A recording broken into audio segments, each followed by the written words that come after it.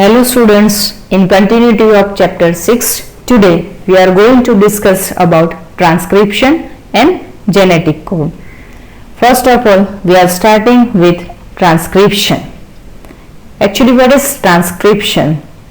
It means that it's a process of copying genetic information from one strand of the DNA into RNA. In previous topic, you have already studied about the process of replication where DNA duplication process take place. But here something is different, that is copying of genetic information from DNA into RNA. The principle of complementary governs the process of transcription, except adenosine now form base pair with uracil instead of thymine. Can you assume it why it is so?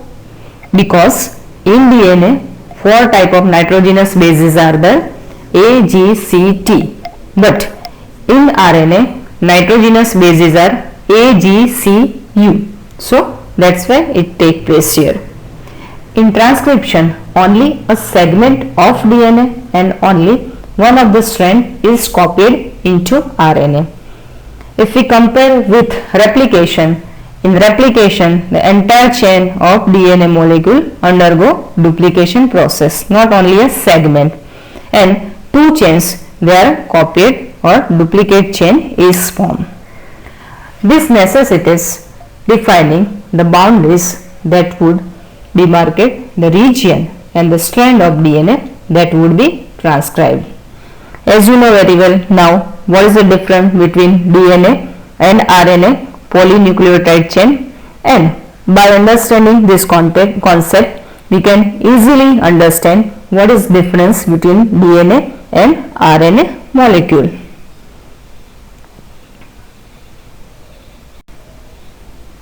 Now one question arises in our mind that why both the strands are not copied during transcription. It has the simple answer. First, if both strands act as a template like DNA duplication or replication, they would code for RNA molecule with different sequences, and in turn if they code for proteins, suppose the sequence of amino acids in the proteins would be different. Actually it should be maintained. Hence one segment of the DNA would be coding for two different proteins, and this would complicate and genetic information transfer machinery. So this way one type of abnormal condition arises in such a type of case.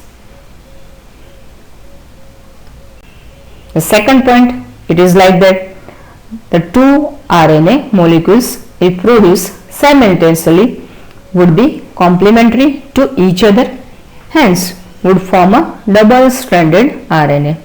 But as we know very well, RNA is only having single polynucleotide chain, not double chain like DNA molecule. This would prevent RNA from being translated into protein, and the exercise of transcription would become a fertile one. So this way there is a difference between replication and transcription process. Replication is synthesis of DNA molecule from same or parental DNA molecule, while transcription is the process of copying DNA into RNA molecule.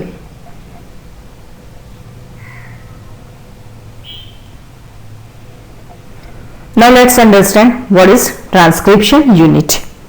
A transcription unit in DNA is defined primarily by the three regions in the DNA. Now which are these three regions? The first is promoter, it means which promote, initiate the process. Second, the structural gene, and third one is a terminator. Terminator means which end the process of this transcription in the molecule of DNA. By studying this figure, we can easily understand the entire process and transcription unit, actually what is it, and various terms used here. There is a convention is defining the two strands of the DNA in the structural gene of a transcription unit. Since the two strands have opposite polarity and DNA dependent RNA polymerase also catalyze a polymerization in only one direction, and this direction is 5' to 3'N. You can see here also these two complementary chain in figure, one 5 to 3'N and another is 3' to 5'N. It is like that. So this way, this polarity of chain 5' to 3'N and the strand, that is the polarity 3 to 5, act as a template and also referred to a template strand. This template strand is seen in this figure. It is actually blue color chain. You can easily understand by studying this figure. The other strand which has the polarity, that is 5 to 3, it means reverse condition, and the sequence same as RNA, except what is different, that is thymine at the place of uracil is displaced during transcription. But strangely, this strand which does not code for anything is referred to as a coding strand. So you can see here, that is green color chain or strand 5' to 3'N, that is coding strand. All the references point while defining a transcription unit is made with coding strand. So this way you can easily understand what is template chain, what is coding strand here. One is 5 to 3'N and another is this N. Okay. The promoter and terminator flank the structural gene in a transcription unit. The promoter is said to be located toward 5'N, that is upstream. You can see here also of the structural gene. This reference is made with respect to the polarity of coding strand. It is a DNA sequence that provides binding site for RNA polymerase. RNA polymerase is a catalyst enzyme here, and it is the presence of a promoter in a transcription unit that also defines the template and coding strands. By switching its position with terminator, the definition of coding and template strand could be reversed. The terminator is located towards 3'N, that is downstream of the coding strand, and it usually defines the end of the process of transcription. That is the meaning of terminator. In this figure also you can easily see promoter is there, structural gene is there, template strand, coding strand, the site for transcription unit from where it starts, that is promoter site here, and terminator also. There are additional regulatory sequences that may be present further upstream or maybe downstream to the promoter. So some of the property of this sequence shall be discussed when we study about the regulation of gene expression. In that topic we are going to study this point also. So by studying this figure, actually we can understand the structure or regions present in the transcription unit which is required for process of transcription. Okay, and these are actually three units: promoter, structural gene and terminator.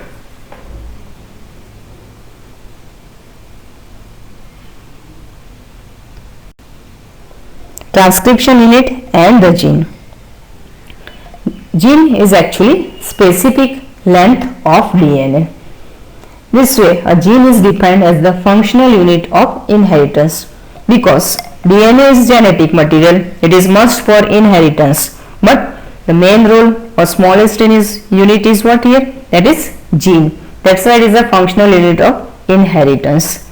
There is no ambiguity that the gene are located on the DNA. It is difficult to literally define a gene in terms of DNA sequence. When we study a DNA sequence, it's coding for tRNA or rRNA molecule, that is transfer RNA, and ribosomal RNA molecule also define a gene.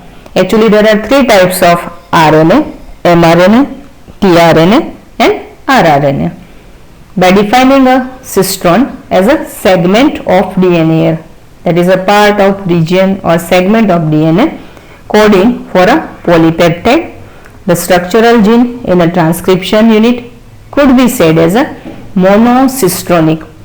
This monocistronic is mostly present in eukaryotes or higher organism, or it is a polycistronic. This polycistronic is observed mostly in lower organism. It may be like prokaryotes or bacteria.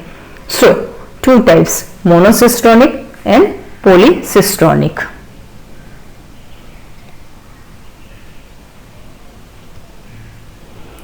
If we talk about eukaryotes or higher organism, the monocistronic structural genes have interrupted coding sequence. The genes in eukaryotes are split. Coding sequences or express sequences are defined as an exon. This term is important here. And those sequences that appear in mature or processed RNA. These exons are interrupted by introns.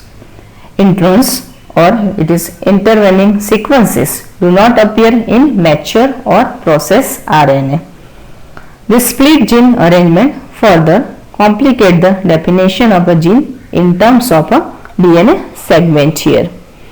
So, these terms exons, they are coding sequence or express sequence defined as exons, as well as introns or intervening sequence, they do not appear in mature or processed RNA. These points are important here.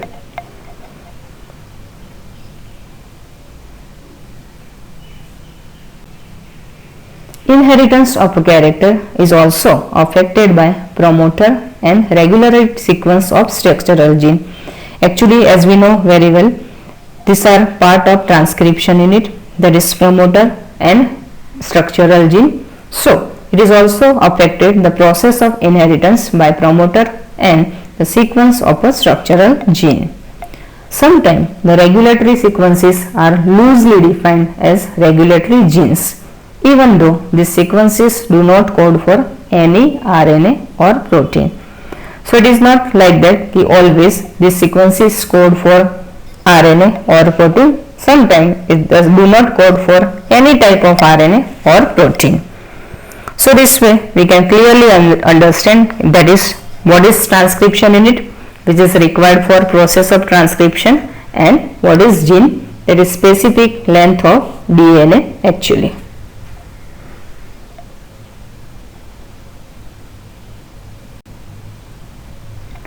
Types of RNA and the process of transcription. In bacteria, 3 types of RNA are there. Which are these 3 types? These are first mRNA, that is messenger RNA, second tRNA, transfer RNA, and third is rRNA, it means ribosomal RNA. These all 3 types of RNA, it means M, R and tRNA, they are required for synthesis of a protein in a cell. So, role of 3 type of RNA is very important for protein synthesis process in cell. mRNA as a messenger RNA provides the template, tRNA brings amino acids and reads the genetic code, and rRNA, which is present on ribosome, that's why it is known as rRNA, play structural and catalytical role during translation process. Single DNA dependent RNA polymerase, which act as an enzyme here, that catalyze transcription of all type of RNA in bacteria. It means that all 3 types like mRNA, tRNA and rRNA types in bacteria.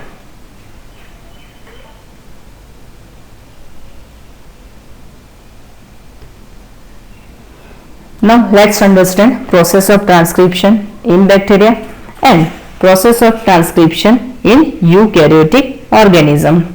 First of all, let's understand about process of transcription in bacteria. In this figure, you can see 3 phases or 3 stages are there, that is initiation, elongation and termination. Initiation is a starting point of this process. It initiates the process of transcription. Second is elongation, where the synthesis of chain it is in progress way. And termination means at the end of this synthesis of chain transcription process, and it can get separated now. In RNA polymerase is binds to promoter and initiate transcription, that is initiation or first phase.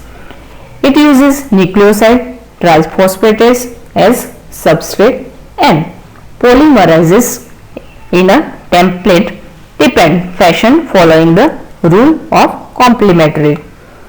So it somehow also facilitated the opening of the helix, because at the time of this process it get open, chain get open, that is double helical structure, and continuous elongation.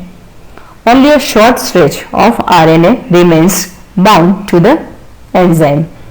Once the polymerase reaches the terminator region, the nascent RNA falls off, so also the RNA polymerase.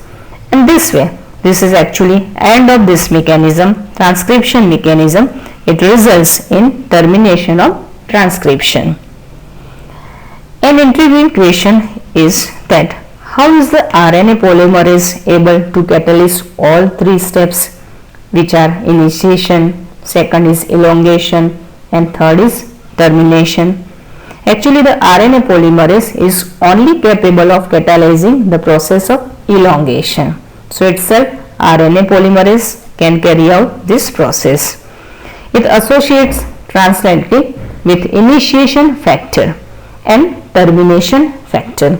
Initiation factor is responsible to initiate or start the process, and termination factor is must to end the process, to initiate and terminate the transcription process respectively, initiation and termination factor. Association with this factor is alter the specifying of the RNA polymerase to either initiate or terminate, that you can study in this figure also. In bacteria, since the mRNA does not require any processing to become active, and also since transcription and translation take place in the same compartment, so there is no separation like cytosol and nucleus in bacteria actually, and many types this transcription take place can begin much before the mRNA is fully transcribed. So in bacteria, that is lower organism, this way process of transcription take place where three phases are there. First is beginning, initiation. In initiation phase you can see the promoter site is there, RNA polymerase. In figure you can see how the DNA helix shell get open, that is elongation is second phase where this chain is actually in progressive way synthesized, that is from DNA to RNA, that is elongation. And third phase, in figure you can see how this RNA molecule is synthesized from DNA can get separated. So this figure gives clear idea about process of transcription in bacteria.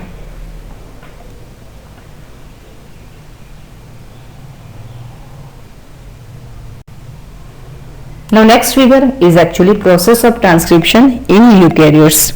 It takes place in higher organism, and by studying this figure clearly we can understand about the transcription in eukaryotes. In eukaryotes actually there are two additional complexity. First is there are at least 3 RNA polymerase in the nucleus.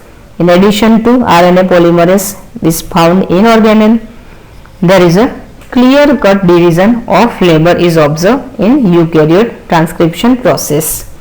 The RNA polymerase 1 transcribes RNAs, that is 28S, 18S and 5'S kind of, and where the RNA polymerase 3 is responsible for transcription of tRNA, 5sRNA, snRNAs, that is small nuclear RNA. The RNA polymerase 2 transcribes this precursor of mRNA, it is the heterogeneous nuclear RNA. It is also known as hnRNA. So this process of transcription comparatively, if we compare bacteria and eukaryote cell, it is having much more complexity in mechanism. What is second complexity? In second complexity, the second complexity shows that the primary transcripts contain both the exons and the intron and the non-functional. So it is subjected to a process that calling splicing. Here where introns are removed and exons are joined. This thing is important here. Introns are removed and exons are joined in a defined order. hRNA undergoes the additional processing called capping, and that is the tailing process. In figure you can see both terms indicate the capping and tailing process. The DNA molecule in capping, an unusual nucleotide, it is methyl guanosine triphosphate, is added to the 5' end of hRNA. You can see here this entire mechanism. In tailing, what happened? Here adenylate residues are processed hnRNA, they are now called mRNA, that is transported out of the nucleus for translation process. The significance of such complexity, which is observed in eukaryotic cell, two type of complexity is there, is now beginning to be understood that the split gene arrangement represent probably an ancient feature of genome. The presence of introns is endothelin and the process of splicing represent the dominance of RNA world. So by studying this figure, we have clear idea about how introns and exons are arranged in this synthesized chain from double helical structure of DNA cell. That is first figure. The molecule of RNA is synthesized. During this mechanism, capping and tailing process take place. RNA splicing, you can see how the introns and exons units are arranged, that we can also observe in this figure clearly. So this figure gives clear idea about process of transcription in eukaryotes and additional complexity. There are two type of complexity observed in eukaryotic cell during mechanism of transcription.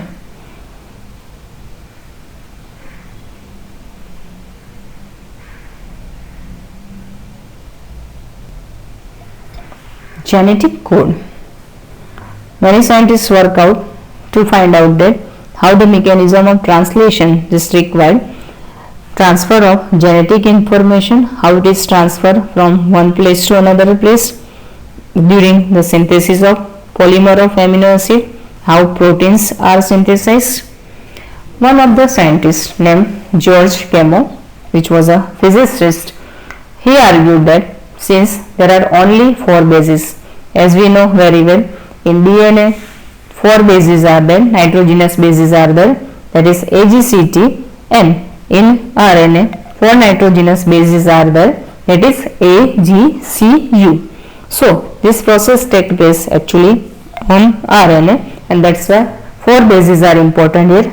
These are AGCU, but actually the non-amino acid, they are approximately 20 kind of amino acids, and that's why these 4 bases, if they code for a one amino acid, one base for each amino acid, it is not enough. The code should constitute a combination of bases, and then it is possible. That's why he suggested that in order to code for all the 20 amino acids, the code should be made of 3 nucleotides. How these 3 nucleotides are arranged?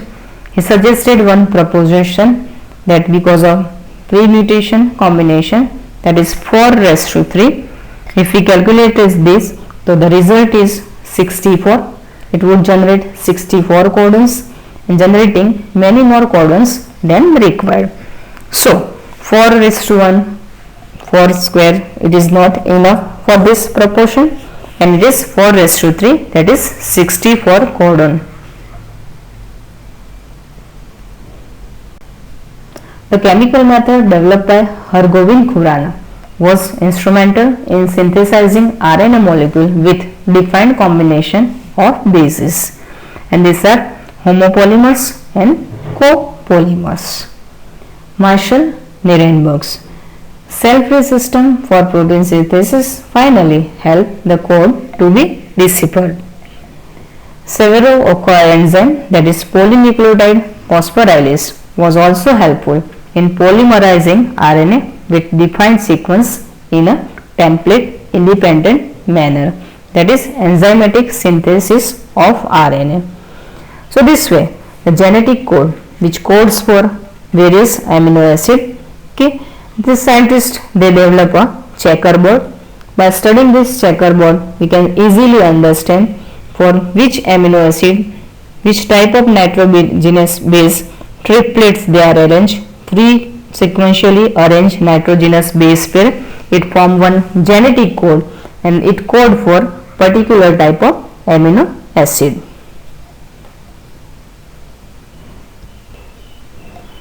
This is a table which suggests actually codon for the various amino acid. Okay, by studying this table we can easily get idea about which genetic code for which type of amino acid out of this 20 amino acid. In this table you can see 16 boxes are there, row and column. They suggest a position, that is first position, second position and third position. 3 sequentially arranged nitrogenous bases you can see here, that is the meaning of genetic code, and it code for amino acid.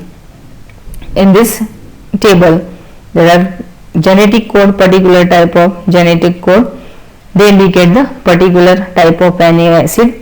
So like phenylalanine, leucine, serine, tyrosine, some are stop codons also. Stop codons means they actually stop the process of this transcription.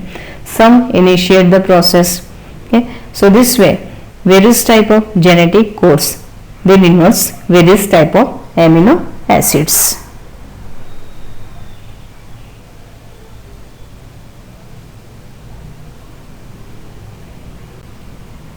Now some salient features of genetic. First, the codon is triplet. Now already we have idea about what is triplet codon. 3 sequentially arranged nitrogenous bases out of A, G, C, U. They form a triplet structure and that is actually genetic code. As per formula, 61 codons code for amino acids and 3 codons do not code for amino acids, and these 3 codes they do not denote any amino acid, they are actually stop codons. That is the first feature of genetic code. Second feature of genetic code, one codon code for only one amino acid. That is interesting. It is actually not repeated. One codon code only and only any one type of amino acid here, and hence it is a unambiguous and specific about amino acid. Third feature of genetic code, some amino acids are coded by more than one codon. It means that a single amino acid and responsible genetic code is not only one, more than one, and that's why the code is degenerate. Fourth feature, the codon is read in mRNA in a contiguous fashion. There are no punctuation. So this way genetic code which denotes specific amino acids is very particular in its arrangement. Fifth feature, the code is nearly universal. How it is so?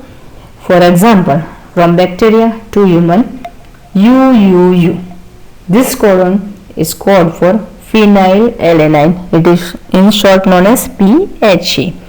Some exception to this rule have been found in mitochondrial codons and in some protozoa. Otherwise, this genetic code they remain universal. It means that suppose UUU is coding in bacteria for phenylalanine, so same way in human also the same coding is there. Sixth salient feature and the last salient feature of genetic code is that AUG has a dual function. How this dual function? It means it code for methionine, in short it is known as MET, and it also acts as a initiator codon. So this way in AUG code two functions are there, one coding for methionine and second it can also act as a initiator codon. So if any genetic code we are going to study three sequentially arranged nitrogenous bases on RNA, it means that they must possess this property. It is like that the universal code, then stop codon, initiator codon, is a function wise actually. So this way these are salient feature of genetic code.